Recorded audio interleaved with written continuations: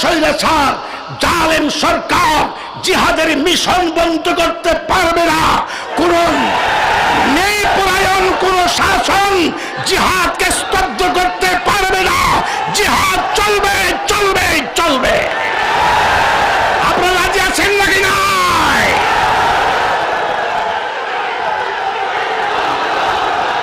যেই দেশে নারী তাকবীরের স্লোগান বরদাস্ত হয় না, যেই দেশে রাখেন যেই দেশে আমরা জিহাদ শুনতে চাই না, এই কথা বলে আজকের এই মাহফিলের কি কাজ? যদি নারী তাকবীরের সমালোচনা করা হয়, যদি জিহাদ শুনতে চাই না এতদিন পরে এই জাতীয় কথা বলা হয়, তাহলে আমাদের উপর জিহাদ ফরজ হয়ে গেছে। ঠিক না বেঠিক?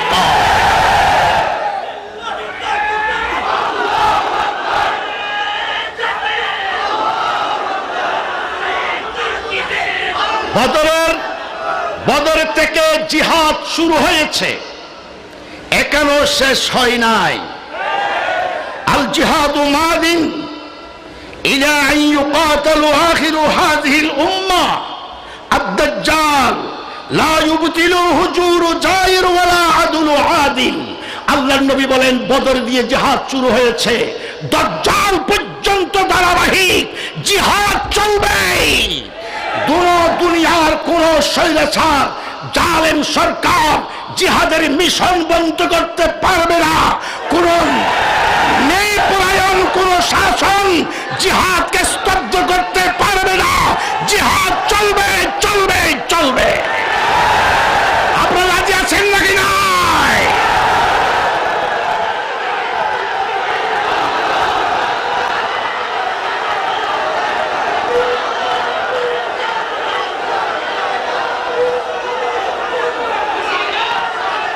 জিহাদ বদর দিয়ে জাহাজ শুরু হয়েছে, দাজ্জাল আসা অবধি জিহাদ চলবে। জালেমরা যেমন স্তব্ধ করতে পারবে না, ইসলামী সরকারও জিহাদ স্তব্ধ করতে পারবে না। সুতরাং জিহাদ শুনতে চাই না, এই কথা আমরা শুনতে চাই না। আল্লাহু আকবার তাকবীর বল, জোর কদমে এগিয়ে চল। আল্লাহু আকবার তাকবীর বল, জোর কদমে এগিয়ে চল। আল্লাহু আকবার তাকবীর বল, নারায়ে তাকবীর আল্লাহু আকবার। তুলো ধ্বনি ধরায় আবার, শিরো বীর মুসলমান ধরো আল কোরআন, ফিরায়ে আনো হারানো সম্মান। বুঝছো কি ওয়াজ করব? একজন ফরজ গোসল করতে লাগবে, হতবাজের ফোকা টোকা আছে না, হতবাজি নাই, আল্লাহ বাসাই মন দিয়ে গোসল করে। আবার উঠতে মাছটার নাই, হয়তো ছোট মাছও নাই, বড় মাছও নাই। হয়তো মাইয়া কি হারবে এত বড় ফুল নাই কিয়া, হয়তো এটা বড় বড় কুমির আছে, তো কুমিরে সব খাইয়ে সাবাদ করে ফেলে। এতে হয়তো তুই আগে হলে দিয়ে রে, এইতে ভাল মারি হাঁটা গোসল দাদা, ঠিক না? হয় না? ইন তো কদিন ফুড়ি মাছিয়া মাহফিলি, এই তো ফুড়ি মাছ, এই তো ফোকা মাকড়ের মতো এটা বড় বড় কুমির নেমেছে এই মাহফিলটাকে হ্রাস করার জন্য। সুতরাং কুমির থেকে সতর্ক থাকতে হবে। আর এই জিহাদ হচ্ছে তার পরমাণু নজির।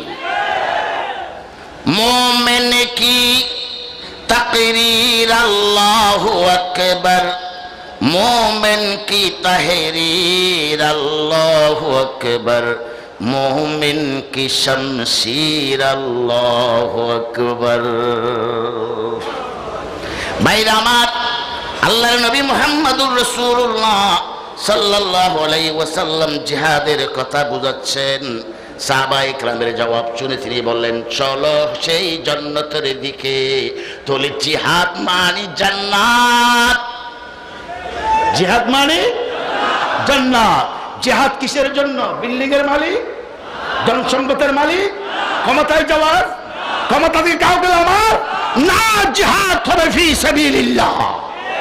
মান জাহাদাহুম বিয়াদিহি ওয়া হুয়া মুমিনুন ওয়া মান জাহাদাহুম বিলিসানি ওয়া হুয়া মুমিনুন ওয়া মান জাহাদাহুম বিকলবিহি ওয়া হুয়া মুমিনুন। হাতের জিহাদ, মুখের জিহাদ, অন্তরের জিহাদ। আমরা হলাম মরণ পর্যন্ত আমরণ মুজাহিদ, জিহাদ। সুতরাং আল্লাহর নবী আশ্বস্ত হলেন, চলো জান্নাতের দিকে।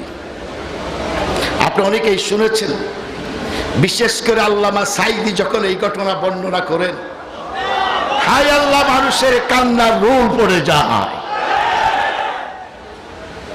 হযরত উমায়ের টকবকে যুবক যখন আল্লাহর নবী থেকে এই জান্নাতের কথা শুনলেন, জান্নাতের শুভ সংবাদ শুনলেন, কুমু বিনাইরাল জান্নাহ, জান্নাতের দিকে আসো।